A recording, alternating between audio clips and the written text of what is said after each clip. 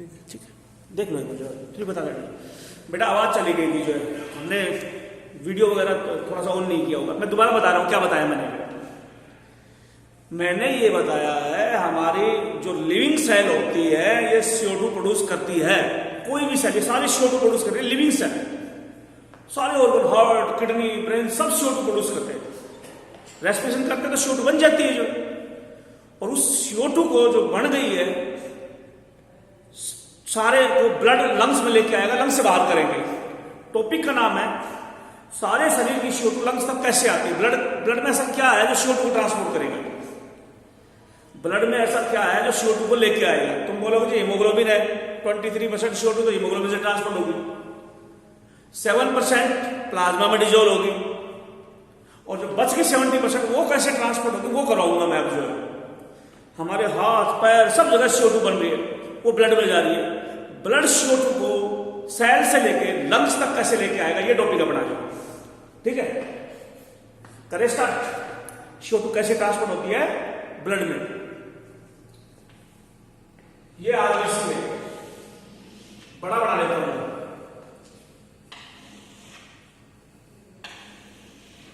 ये आरबीसी में,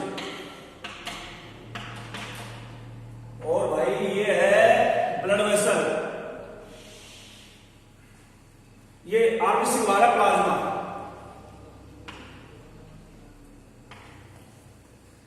भाई हमारी बॉडी में ब्लड में आरबीसी होते हैं और बाहर प्लाज्मा होती है। CO2 को ज्यादा, आरबीसी का काम है CO2 ट्रांसपोर्ट करना, प्लाज्मा में भी ट्रांसपोर्ट हुई है, लेकिन CO2 का ट्रांसपोर्ट थोड़ा मुश्किल इसलिए है, ये रिएक्शन फॉर्म में ट्रांसफर होती है। जो CO2 कैसे ट्रांसपोर्ट होती है बता रहा हूं। ये हमारे शरीर की CO2 गई आरबीसी के अंदर, आरबीसी के अंदर CO2 वाटर से रिएक्ट करेगी, बनेगा H2CO3। कार्बन डाइऑक्साइड जो होती है वाटर से रिएक्ट करके कार्बोनिक एसिड बनाती है। हमारे आरबीसी में बहुत ज्यादा कार्बोनिक एसिड होता है जो CO2 ट्रांसपोर्ट होने की वजह से बना है एसिड। तो बोलिए CO2 तो वीन ट्रांसपोर्ट करते, आर्टरी तो नहीं करती। तो वीन के अंदर एसिड ज्यादा होता है, एसिडिटी ज्यादा तो पीएच कम होता है, कम पीएच होता है आरबीसी का। आर्टरी का पीएच 7.4 होता है, लेकिन वीन का पीएच थोड़ा सा कम होता है। क्यों कम होता है? क्योंकि इसमें एसिडिटी ज्यादा होती है, एसिड होता है। एसिड ज्यादा मतलब पीएच कम होता है पीएच। तो भाई शॉर्टकट में बात ऐसी है, तुम्हारे शरीर की अंदर की CO2 आरबीसी के अंदर जा रही है और वाटर से रिएक्ट कर रही है आरबीसी के अंदर, और कार्बोनिक एसिड बन रहा है। ये कार्बोनिक एसिड हाइड्रोजन लॉस करेगा और बाइकार्बोनेट लॉस करेगा। वो एसिड ही क्या जो हाइड्रोजन लॉस ना करे।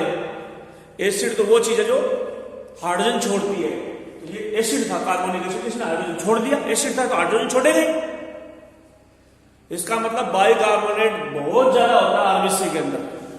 तुम बोलोगे जी आरबीसी के अंदर बाइकार्बोनेट तो भर जाएगा पूरा आरबीसी कार्बोनेट बाइकार्बोनेट से भर जाएगा ना, ये बाहर आ जाता है, H2CO3 बाहर आ जाता है। ये HCO3 है, H2CO3 नहीं है। ये बाइकार्बोनेट बाहर आ जाता है आरबीसी से। आ गए बाहर। हीमोग्लोबिन हाइड्रोजन को ले लेगी, हीमोग्लोबिन हाइड्रोजन को ले लेती। हीमोग्लोबिन पीएच को कांस्टेंट रखते हैं ना, फालतू हाइड्रोजन होंगे तो ले लेगी हीमोग्लोबिन को। बाइकार्बोनेट बाहर आ गया और बाहर आके सोडियम से जुड़ गया। बाइकार्बोनेट प्लाज्मा में आकर सोडियम से जुड़ गया। और भाई और तुम बोलोगे जी बाइकार्बोनेट बाहर आएगा प्लाज्मा में बाइकार्बोनेट बाहर आएगा, क्या नेगेटिव चार्ज नहीं बढ़ जाएगा प्लाज्मा के अंदर? इस नेगेटिव चार्ज को बैलेंस करने के लिए बाइकार्बोनेट बाहर आया, इसको बैलेंस करने के लिए क्लोराइड अंदर जाएंगे। और आरबीसी के अंदर क्लोराइड अंदर जाने को क्या बोलते हैं पता है? खाली को इधर लिख देता हूं, क्लोराइड शिफ्ट।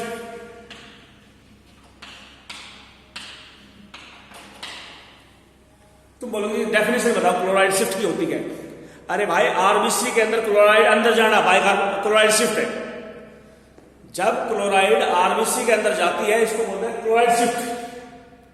क्यों जाती है क्लोराइड अंदर? चार्ज बैलेंस करने के लिए, क्योंकि बाइकार्बोनेट बाहर आ गया है। बाइकार्बोनेट बाहर आ गया है तो बाहर नेगेटिव चार्ज ना हो जाए, इसलिए क्लोराइड अंदर जाएगी। बाइकार्बोनेट बाहर आया, क्लोराइड अंदर गई। ठीक है, क्लोराइड शिफ्ट की डिस्कवरी हैम्बर्गर ने की थी, इसलिए इसको हैम्बर्गर शिफ्ट बोलते हैं। Chloride shift, hamburger shift.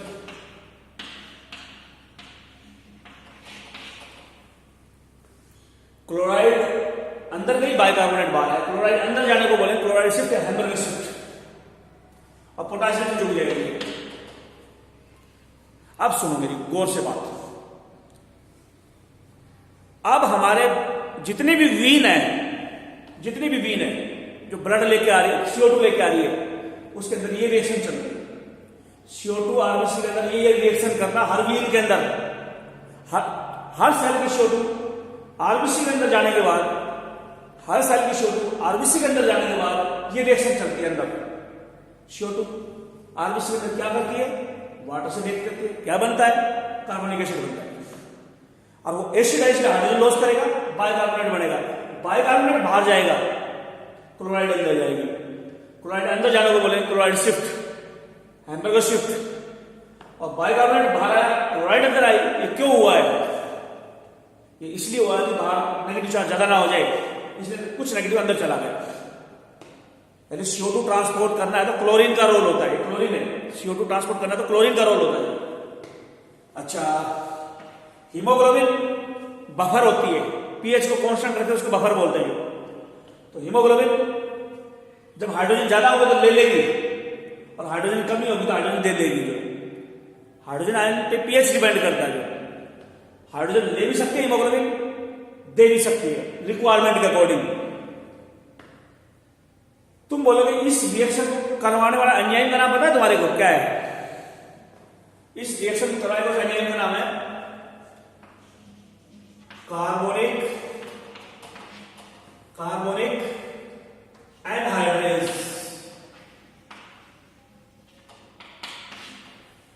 Carbonic anhydrase वो एंजाइम है जो कार्बन डाइऑक्साइड ट्रांसपोर्ट में काम आता है। जो आरबीसी के अंदर होता है ये एंजाइम जो। और इसके अलावा अगर मैं बात करूं,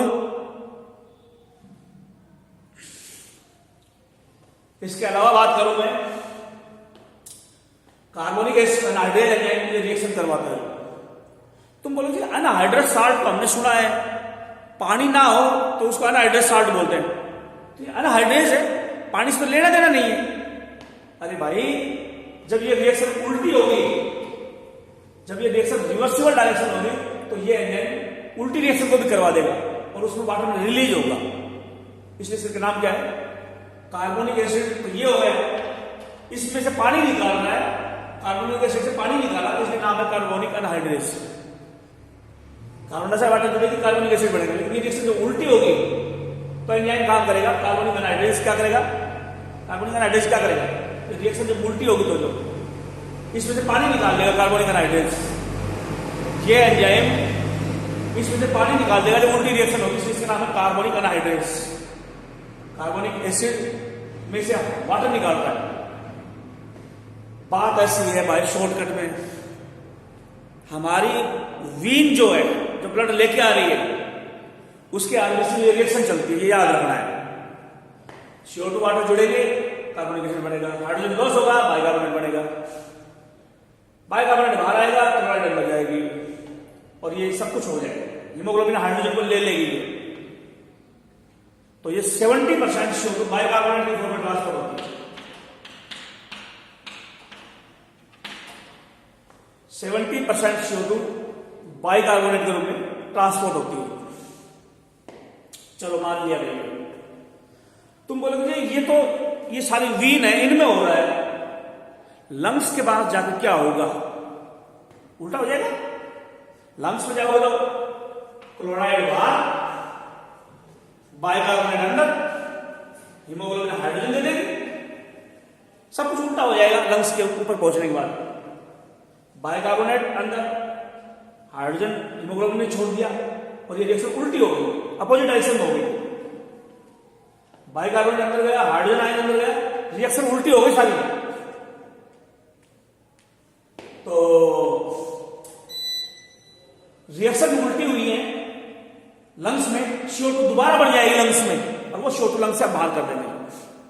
तो यूं बोल दूं, इन हाथ में पैर में CO2 निकल के वाटर से रिएक्ट करके कार्बोनिक एसिड बना रही है, बाइकार्बोनेट बना रही है, और लंग्स में पहुंचने के बाद वापस CO2 बन रही है और हम बाहर कर रहे हैं। तो रिएक्शन की फॉर्म में ये CO2 ट्रांसपोर्ट हो रही है। अब कई क्वेश्चन आते हैं, बोले जी बाइकार्बोनेट बाहर क्यों आया? तो मैंने कहा भाई भर जाएगा आरबीसी बाइकार्बोनेट से, आरबीसी बाइकार्बोनेट से भर जाएगा, इसलिए बाइकार्बोनेट को बाहर आना जरूरी है। बाइकार्बोनेट से आरबीसी भर ना जाए, इसलिए बाइकार्बोनेट आना बाहर जरूरी है। अच्छा, हीमोग्लोबिन ने हाइड्रोजन क्यों लिया? भाई हाइड्रोजन नहीं लेकर रिएक्शन उल्टी हो जाती है। लीचर क्लियर प्रिंसिपल पढ़ा होगा, रिएक्शन आगे जाएगी पीछे जाएगी, सब्सटेंस पर डिपेंड करता है। रिएक्टेंट ज्यादा तो रिएक्शन आगे जाएगी, प्रोडक्ट ज्यादा तो रिएक्शन वापस आएगी। तो ये रिएक्शन उल्टी हो सकती है, इसलिए हीमोग्लोबिन ने हाइड्रोजन ले लिया, अब बाइकार्बोनेट बाहर आ गए, तो उल्टी रिएक्शन नहीं होगी। ये रिएक्शन आरबीसी के अंदर क्यों होती है? क्योंकि आरबीसी में एंजाइम है carbonic anhydrase, carbonic anhydrase RBC में, तो आरबीसी में रिएक्शन होगी। चलो, आरबीसी में एंजाइम है, इसलिए आरबीसी में ये रिएक्शन होगी, कार्बोनिक एनहाइड्रेस आरबीसी में, इसलिए रिएक्शन आरबीसी में होगी। फिर बाइकार्बोनेट बाहर क्यों आ गया? क्योंकि अंदर भर जाएगा। चलो, क्या तुम लोगों को पता है दुनिया का सबसे तेज एंजाइम है कार्बोनिक एनहाइड्रेस, इसको बोलते हैं फास्टेस्ट एंजाइम।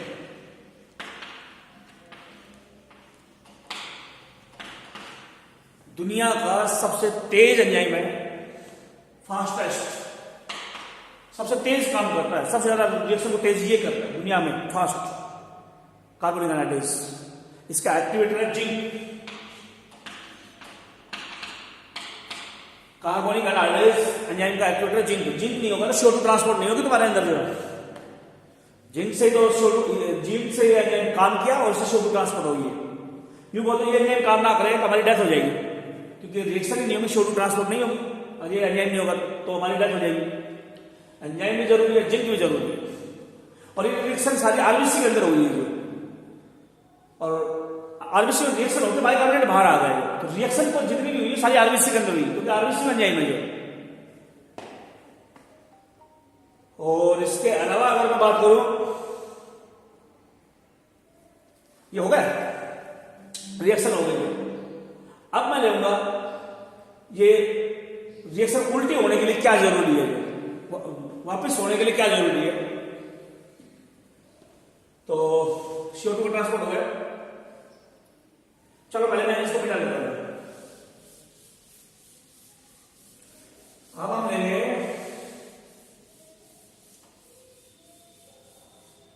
कौन कौन से वो फैक्टर हैं जो ब्लड की CO2 को लंग्स में भेजते हैं। ब्लड की CO2 को लंग्स में भेजने में क्या क्या हेल्प करता है? पहला, haemoglobin act as acid in lung blood। Haemoglobin acid की तरह से काम करता है लंग्स के ब्लड में। फिर क्या हो जाएगा? ये हाइड्रोजन लॉस करेगा।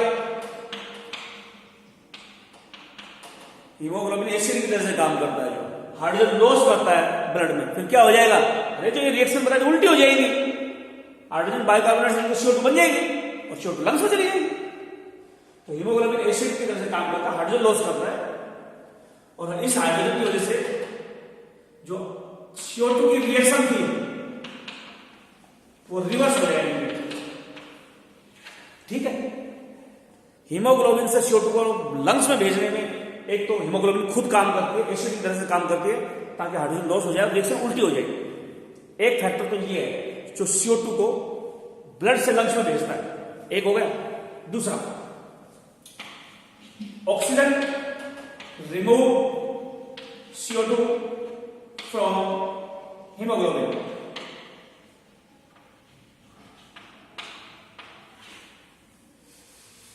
हीमोग्लोबिन जो होती है उससे CO2 जुड़ी होती है, ऑक्सीजन खुद जाती है, खुद जुड़ेगी और उसको हीमोग्लोबिन CO2 को हटाएगी कि लंग्स में आ बाहर हो। तो हीमोग्लोबिन से ऑक्सीजन भी CO2 को हीमोग्लोबिन से हटाने में हेल्प करती है। हीमोग्लोबिन तो एसिड की तरह से काम किया और सारी रिएक्शन को उल्टा कर दिया और CO2 लंग्स से होती बाहर आ गई। लेकिन ऑक्सीजन जो है, ऑक्सीजन क्या करता है, CO2 को खुद रिमूव करता है हीमोग्लोबिन से। तीसरा, खराब ब्लड में CO2 ज्यादा सोल्यूबल है अच्छे ब्लड की बजाय। क्या लिखूं? खराब ब्लड को बोलते हैं वीनस ब्लड, वीनस ब्लड। अच्छे ब्लड को बोलते हैं आर्टेरियल ब्लड। और CO2 इसमें ज्यादा सोल्यूबल है, CO2 मोर सोल्यूबल है।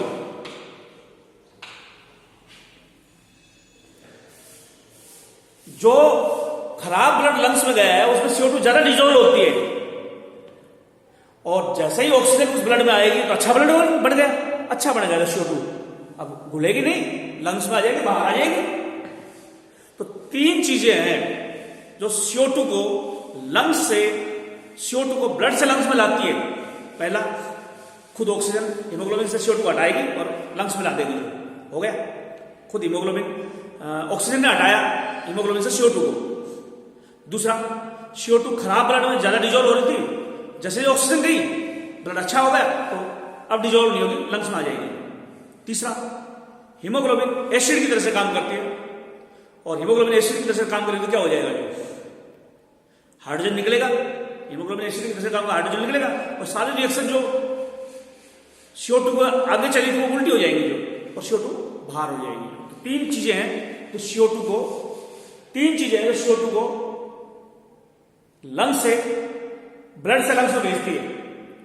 जो फैक्टर CO2 को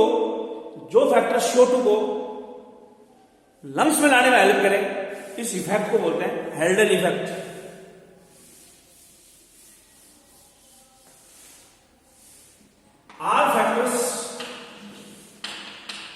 All factors which remove blood CO2,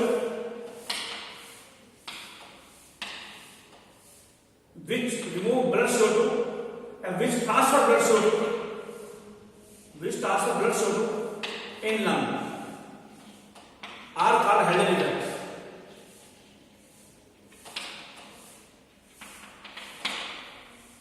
haemoglobin blood में CO2 है, जो भी फैक्टर CO2 को लंग में लाने में हेल्प करेंगे उन सारे फैक्टर को बोलते हैं हेल्डन इफेक्ट। हेल्डन ने बताया था ये बातें।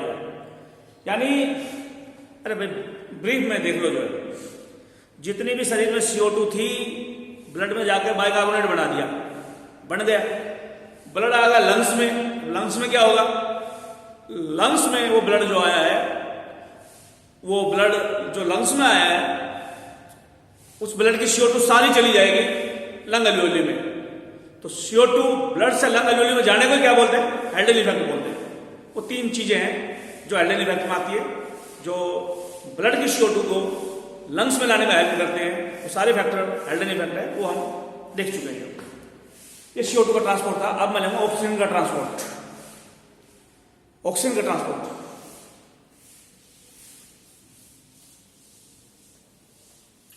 Oxygen transport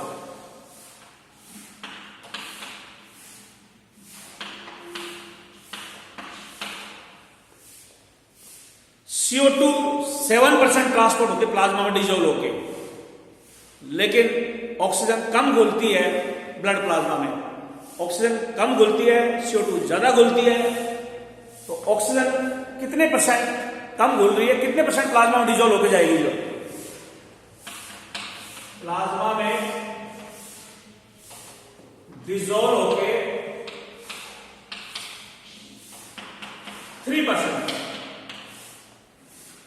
3% transport. मैं ये टॉपिक अभी ले रहा हूं, एक चीज बताना भूल गया मैं, जो एक एंजाइम 1 मिनट में जितनी रिएक्शन करता है उसको पता है क्या बोलते हैं, टर्नओवर नंबर।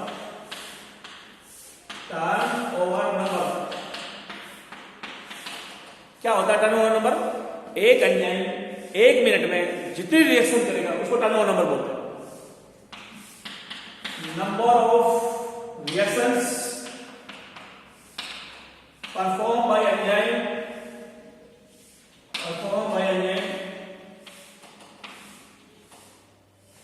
पर मिनट। अभी कराऊंगा ऑक्सीजन का ट्रांसपोर्ट जो टर्नओवर नंबर किसको बोलते हैं? 1 मिनट में एक एंजाइम जितनी रिएक्शन करेगा उसको टर्नओवर नंबर बोलते हैं। टर्नओवर नंबर ज्यादा है तो एंजाइम ज्यादा काम कर रहा है, रिएक्शन ज्यादा होंगी, और टर्नओवर नंबर कम है तो कम रिएक्शन करवा रहा है एंजाइम। तो टर्नओवर नंबर पता है कितना होता है कार्बनिक एनहाइड्रेज का? दुनिया का फास्टेस्ट एंजाइम का turnover number 36 million. 36 million 36 multiply by 10⁶। इतनी रिएक्शन ये 1 मिनट में करता है। इसको अगर मैं कन्वर्ट करूं तो 3.5 करोड़ रिएक्शन हो जाएगी। 3.6 करोड़ रिएक्शन 1 मिनट में कर देता है। 1 सेकंड में कितनी करेगा? डिवाइड कर दो, ये 0 गया, 5 हो गया, ये 6 है, 0 हो गया, 6 है, ये हो गया 60 lakh 6 lakh 6 lakh reaction carbonic anhydrase करता है। 6 लाख रिएक्शन कार्बनिक एनहाइड्रेज करता है पर सेकंड। पर मिनट करता है 36 मिलियन। कौन सी रिएक्शन करता है? कार्बन डाइऑक्साइड वाटर को जोड़ने वाली रिएक्शन। कितना फास्टेस्ट एंजाइम है? कितना फास्टेस्ट एंजाइम है कि 36 मिलियन यानी 3.5 करोड़ रिएक्शन पर मिनट करता है जो एंजाइम जो इतनी कार्बन डाइऑक्साइड को ट्रांसपोर्ट में हेल्प करता है। अगर एंजाइम ना हो ना बहुत धीरे हो रिएक्शन, CO2 हमारी बॉडी में ट्रांसपोर्ट नहीं हो पाएगी। जो CO2 हमारी बॉडी में ट्रांसपोर्ट नहीं हो पाएगा अगर ये एंजाइम धीरे काम करेगा तो अच्छा एंजाइम है, काम कर रहा है जो CO2 ट्रांसपोर्ट में, गंदगी को बाहर कर रहा है CO2 को हमारी बॉडी से। चलो भाई, ये तो कार्बनिक एनहाइड्रेज के ऊपर था। हाँ, तो दोबारा जाओ 3% नहीं, एक चीज और, कार्बन डाइऑक्साइड मैंने कहा प्लाज्मा में 7% और बाइकार्बोनेट के रूप में 23%। तुम बोलो कि दोनों डिफरेंस क्या हुआ? कार्बन डाइऑक्साइड प्लाज्मा में वाटर के साथ जुड़ जाए तो बोले कि प्लाज्मा में डिजोल्व हो गई, लेकिन वाटर से रिएक्ट करके दूसरा कंपाउंड बना दे तो फिर हम बोलेंगे दूसरा कंपाउंड अगर बना दिया तो फिर हम बोलेंगे दूसरा कंपाउंड अगर बना दिया इसने तो फिर वो बाइकार्बोनेट फॉर्म कहलाएगी, डिजोल्व नहीं कहलाएगी। जो डिजोल्व का मतलब था घुल जाना, कोई कंपाउंड ना बनना, सिर्फ जुड़ जाना पानी के साथ। कंपाउंड दूसरा बन गया था, मतलब रिएक्शन हो गई है जो। तो 7% प्लाज्मा में डिजोल्व हुई है, कुछ रिएक्शन नहीं की 7% में, और 70% ने बाइकार्बोनेट में चेंज हो गई। जो 70% बाइकार्बोनेट में चेंज हो गई, वो रिएक्शन हो गई। जो उसी तरह से यहां पे डिजोल्व की बात कर रहा हूं, रिएक्शन की बात नहीं कर रहा हूं, ऑक्सीजन रिएक्ट नहीं कर रही। जो प्लाज्मा में ऑक्सीजन 3% डिजोल्व होती है, कई जगह 1 से 3% भी लिखा है। तो प्लाज्मा में 3% ऑक्सीजन डिजोल्व होती है, 7% कार्बन डाइऑक्साइड प्लाज्मा में डिजोल्व होती है। तो ऑक्सीजनेटेड ब्लड बोलेंगे अगर ऑक्सीजन ब्लड में आ गई है तो स्टार्ट करो। हीमोग्लोबिन वाला पोर्शन लेना है। इधर हीमोग्लोबिन पे कुछ डेटा मैंने ब्लड का जो टॉपिक है उसमें बताया था, वो डेटा जो और दोबारा करने पड़ेंगे वो डेटा जो। देखो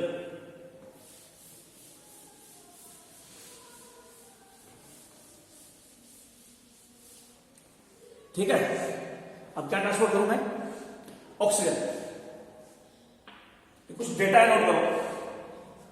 100 ml ब्लड, इसमें हीमोग्लोबिन होती है 15 ग्राम हीमोग्लोबिन।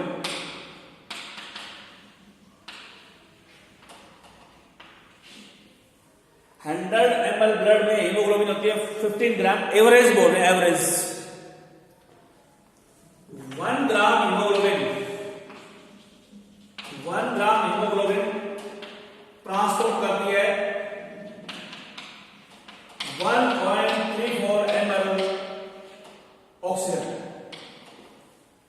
1 ग्राम हीमोग्लोबिन ट्रांसपोर्ट करती है 1.3 ml ऑक्सीजन। 15 ग्राम हीमोग्लोबिन, 15 ग्राम हीमोग्लोबिन, चाहे 15 ग्राम हीमोग्लोबिन बोल दो या 100 ml ब्लड बोल दो, दोनों एक ही बात है। या 100 ml ब्लड, कितनी CO2 ट्रांसपोर्ट करेगा? ट्रांसपोर्ट CO2 1 ग्राम ने ट्रांसपोर्ट किया 1.34 ml, 15 ग्राम कितनी ट्रांसपोर्ट करेगा? मल्टीप्लाई करो 15 मल्टीप्लाई बाय 1.34 और वैल्यू आएगी 19.4, लगभग 20 ml के आसपास। 1 ग्राम हीमोग्लोबिन इतनी ऑक्सीजन ट्रांसपोर्ट होती है, 15 ग्राम मल्टीप्लाई कर दोगे, 100 ml है तो 15 ग्राम 100 ml या 15 ग्राम एक ही बात है, 15 से मल्टीप्लाई कर दो, ये आ जाएगी 19.4 ml या 20 ml वैल्यू आ जाएगी, 19.4 ml या 20 ml वैल्यू आ जाएगी। अच्छा, इतनी तो ऑक्सीजन होती है 100 ml ब्लड, ऑक्सीजनेटेड ब्लड में, ऑक्सीजनेटेड ब्लड में इतनी हीमोग्लोबिन होती है, इतनी CO2 होती है, सॉरी इतनी ऑक्सीजन होती है। इसमें से कितनी है जो सेल के पास चली जाएगी? सेल के पास इसमें से कितनी जाएगी? इस वैल्यू में कितनी सेल के पास चली जाएगी? तो हम बोलेंगे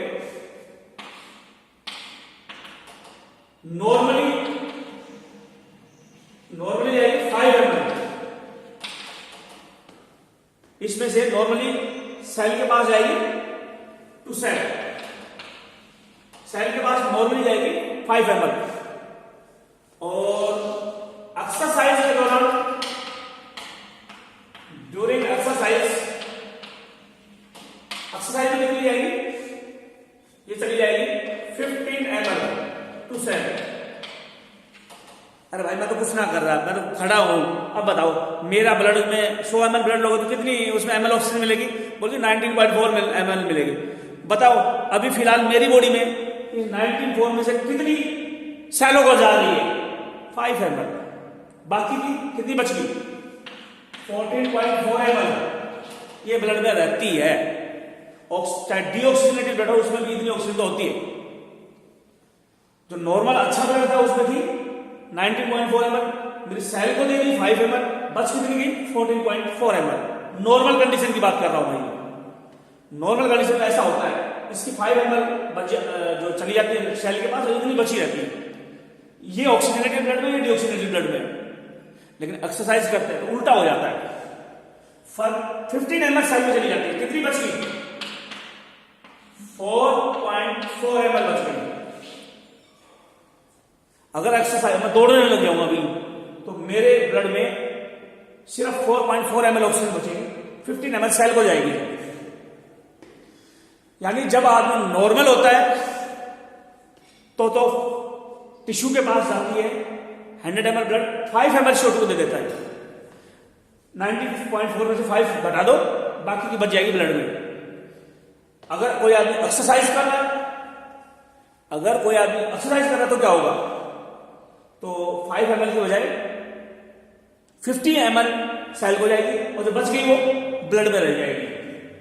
ठीक है, तो ये टॉपिक था ऑक्सीजन के डेटा का जो है। अब एक टॉपिक है बहुत इंपॉर्टेंट है, कर्व है वो जो है, कर्व अभी कभी आपने छोटी क्लास में पढ़े हो जो, एक कर्व का टॉपिक है, ऑक्सीजन हीमोग्लोबिन डिसोसिएशन कर्व। वो क्या है वो बता रहा हूं।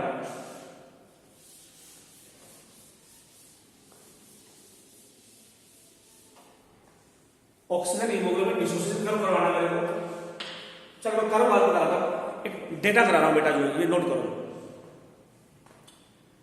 अगर पार्शियल प्रेशर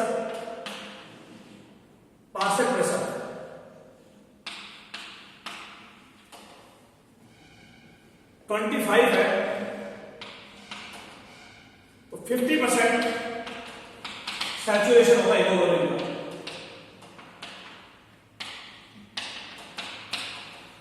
अगर हमारी बॉडी के अंदर पार्शियल प्रेशर ऑक्सीजन का, हमारी बॉडी में पार्शियल प्रेशर ऑक्सीजन का, एक मिनट जो है,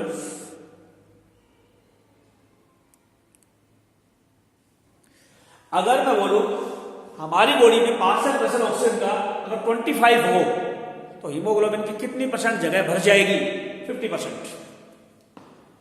अगर हमारी बॉडी में पार्शियल प्रेशर ऑक्सीजन का 25 है तो 50% हीमोग्लोबिन का सैचुरेशन हो जाएगा, उसकी जगह भर जाएगी, जो 50% जगह खाली रहेगी उसकी हीमोग्लोबिन की। ठीक है, अच्छा पार्शियल प्रेशर जो है ऑक्सीजन का 40 हो जाए तो 70% सैचुरेशन हो जाएगा। कई जगह 75 भी लिखा हुआ है, तो एक बार बुक में एनसीईआरटी में देख लेना क्या है कि 75 या 70 नोट कर लेना। अगर 100 mm Hg प्रेशर होता है प्रेशर तो 95% सैचुरेशन होगा। यानी हमारे ब्लड लगभग 100 mm प्रेशर तो कभी होता ही नहीं है, ब्लड में 95 mm प्रेशर होता था, लेकिन बुक वाले ने कहा है कि 100 mm का प्रेशर हो जाएगा ब्लड के अंदर तो 95% जगह हीमोग्लोबिन की ऑक्सीजन से भर जाएगी, जो इतने परसेंट सैचुरेशन होगा। और इससे ज्यादा पार्शियल प्रेशर और बॉडी का बढ़ जाए, इससे ज्यादा सैचुरेशन नहीं होगा। 5% जगह तो खाली रहेगी ही रहेगी, हीमोग्लोबिन की किसी से नहीं जुड़ेगी, ऑक्सीजन से जुड़ेगी नहीं वो। तो सैचुरेशन का मतलब है कितनी जगह हीमोग्लोबिन की अटैच हो गई है, कितनी परसेंट जगह हीमोग्लोबिन की ऑक्सीजन से जुड़ गई है, इसको सैचुरेशन बोलते हैं। अगर पार्शियल प्रेशर 25 mm है, पार्शियल प्रेशर मतलब एक गैस का प्रेशर, PO2 या पार्शियल प्रेशर ऑक्सीजन का 25 है तो 50% जगह भर जाएंगे, इसको बोलेंगे 50% सैचुरेशन। 40 mm हो गए बढ़ाकर तो और जगह बढ़ गई, 70 या 75 हो गई। 100 mm प्रेशर है तो सैचुरेशन है हीमोग्लोबिन की 95% जगह भर गई, जो सैचुरेशन हो गई। चलो इन सब बातों को कर्व से दिखाते हैं। आप जो कर्व बनाते हैं, जो है एक कर्व बनाते हैं बेटा, क्या कर्व है देखो, इधर लेता हूं पार्शियल प्रेशर ऑक्सीजन का, इधर लेता हूं हीमोग्लोबिन का सैचुरेशन,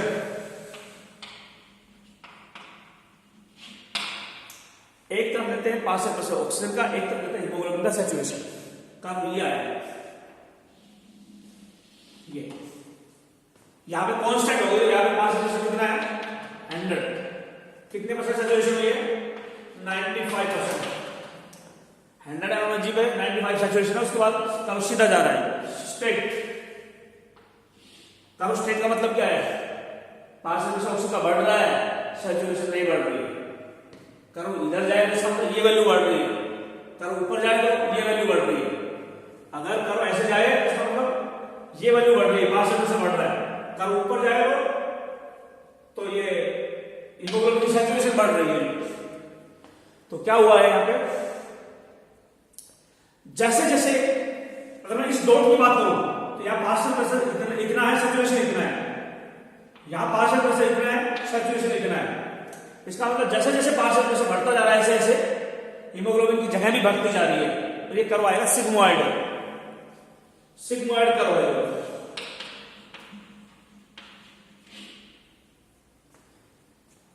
जबकि मायोग्लोबिन प्रोटीन का कर्व हाइपरबोलिक है, हाइपरबोलिक कर्व मायोग्लोबिन का। मायोग्लोबिन प्रोटीन मसल में मिलती है, उसका कर्व हाइपरबोलिक होता है। चलो जो भी है, हाँ अगर मैं अब बात करूं जो है, अब समझने का टॉपिक आ गया बेटा, समझना होगा तुम्हारे को। ये कर्व अगर मैं बोलूं नीचे आ रहा है, ये कर्व नीचे आ रहा है, इसका मतलब क्या होगा, अगर कर्व नीचे आ रहा है तो इसका मतलब हीमोग्लोबिन से ऑक्सीजन हट रही है। जैसे कैसे, इस प्रेशर के ऊपर इतनी सैचुरेशन की हो सकती है, इतनी सैचुरेशन की हो सकती है। पार्शियल प्रेशर इतना है, यहां पे हीमोग्लोबिन से कम जगह भरी हुई है, यहां पे हीमोग्लोबिन से ज्यादा जगह भरी हुई है। कर्व नीचे आने का मतलब है हीमोग्लोबिन से ऑक्सीजन हट रही है। अगर पार्शियल प्रेशर इतना है तो इतना सैचुरेशन होगा, कम सैचुरेशन है, कम ऑक्सीजन जुड़ी है। इतना सैचुरेशन तो हीमोग्लोबिन से ऑक्सीजन ज्यादा जुड़ी हुई। तो इसका मतलब अगर ये कर्व नीचे आता है, इसको राइटवर्ड डायरेक्शन भी बोलते हैं, कर्व राइट साइड में आ जाता है तो समझ जाना हीमोग्लोबिन से ऑक्सीजन हटने लग रही है। ऐसा कहां होता है हमारी बॉडी में, ऐसा होता है हमारी बॉडी में, ऐसा कहां होता है पता है, मसल्स में, मतलब बॉडी की सेल में होता है। बॉडी की सेल में तो ऑक्सीजन हीमोग्लोबिन से हटेगी, बॉडी की जो ऑक्सीजन है, हीमोग्लोबिन जो है ब्लड की, उससे ऑक्सीजन हटेगी टिश्यू में जाके, तो हटेगी नहीं तो नीचे आएगा। तो क्वेश्चन ये है कौन कौन से फैक्टर है जो हीमोग्लोबिन के कर्व को नीचे की तरफ लेके आते हैं। इस कर्व का नाम पता क्या है? Oxygen haemoglobin dissociation curve.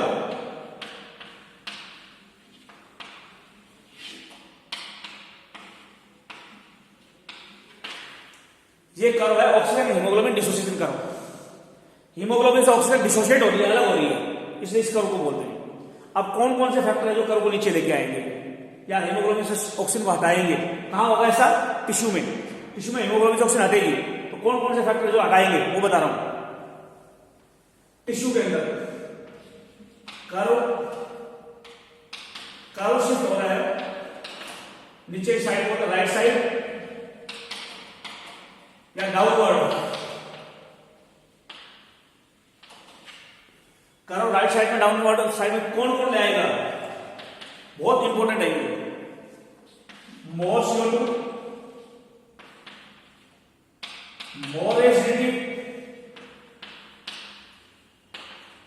Less pH।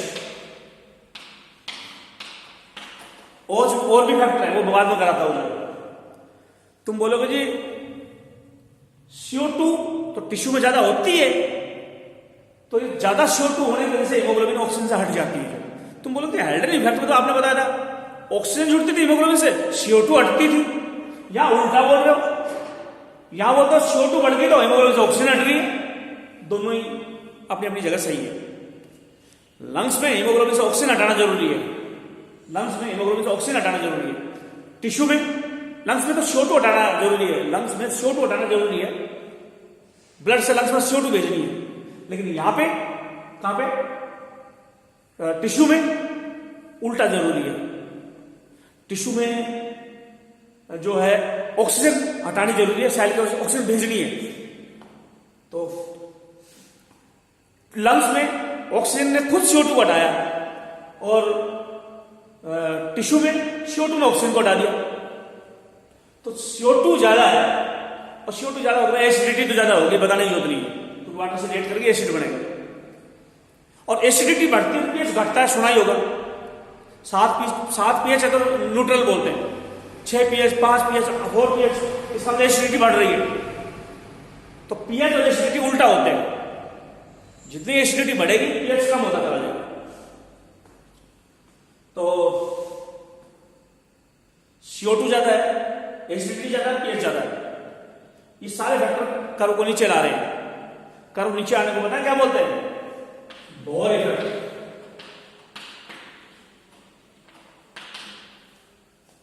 Oxygen haemoglobin curve downward या राइट साइड में आने को बोर इफेक्ट बोलते हैं।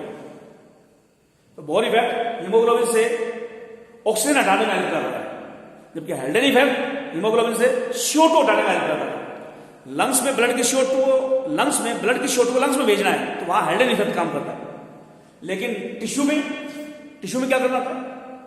टिश्यू में हीमोग्लोबिन से ऑक्सीजन हटाना होता है, तो ये फैक्टर काम करते हैं, इनको बोर इफेक्ट बोलते हैं। कर्व नीचे आना, हीमोग्लोबिन से ऑक्सीजन हटना, इन फैक्टर की वजह से इसको बोर इफेक्ट बोलते हैं। बोर ने बताया था।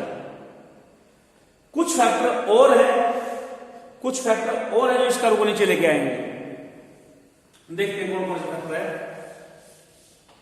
एक है टेम्परेचर, मोर टेम्परेचर। हाई टेम्परेचर भी कर्व को नीचे लाएगा। तो बोले मतलब क्या हुआ हाई टेम्परेचर का? यहां पे हाई टेम्परेचर का मीनिंग क्या है? हाई टेम्परेचर का मतलब यहां पे है फीवर हो गया किसी को, तो फीवर में ये कर्व नीचे आएगा। ज्यादा ऑक्सीजन सेल को जाएगी, रेस्पिरेशन ज्यादा होगा, ताकि जल्दी से जल्दी फीवर से हम ठीक हो। तो ज्यादा टेम्परेचर भी कर्व को नीचे लेके आता है। अच्छा, इसके अलावा DPG डाई फॉस्फो ग्लिसरेट। डाइफॉस्फोग्लिसरेट भी कर्व को नीचे के लेके आता है।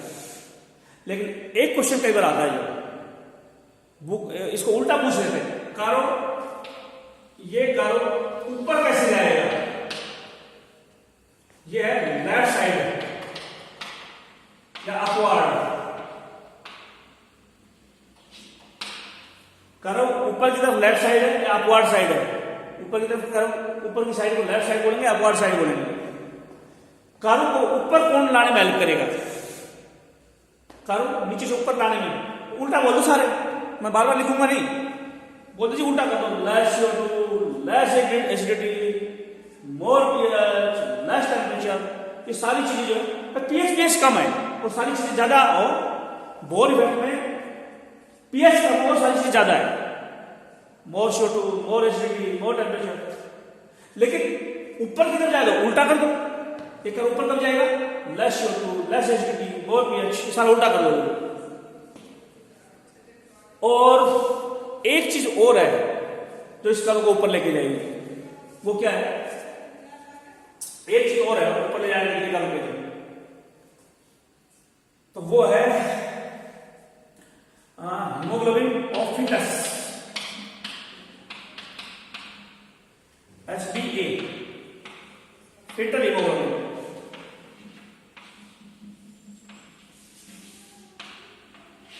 फीटल हीमोग्लोबिन एक हमारा adult haemoglobin, adult haemoglobin. Haemoglobin दो टाइप की होती है, एक फीटस की, एक अडल्ट की। अब तुम्हारे अंदर है, मेरे अंदर कौन सी हीमोग्लोबिन है, अडल्ट वाली है।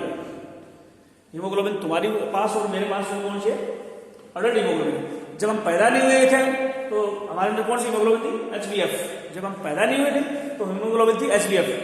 अब पैदा होने के बाद हमारे अंदर हीमोग्लोबिन HbA।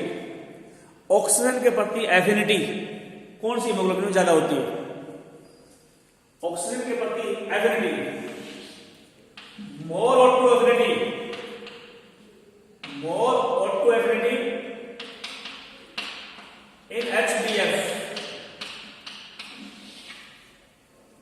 फिटस की हीमोग्लोबिन में एफिनिटी ऑक्सीजन की ज्यादा होती है। फिटस की जो हीमोग्लोबिन है उसकी ऑक्सीजन की एफिनिटी ज्यादा है अडल्ट से। अगर मैं बीच में सुनो, बीच में रख दूं, एक तो रख दो हीमोग्लोबिन अडल्ट की,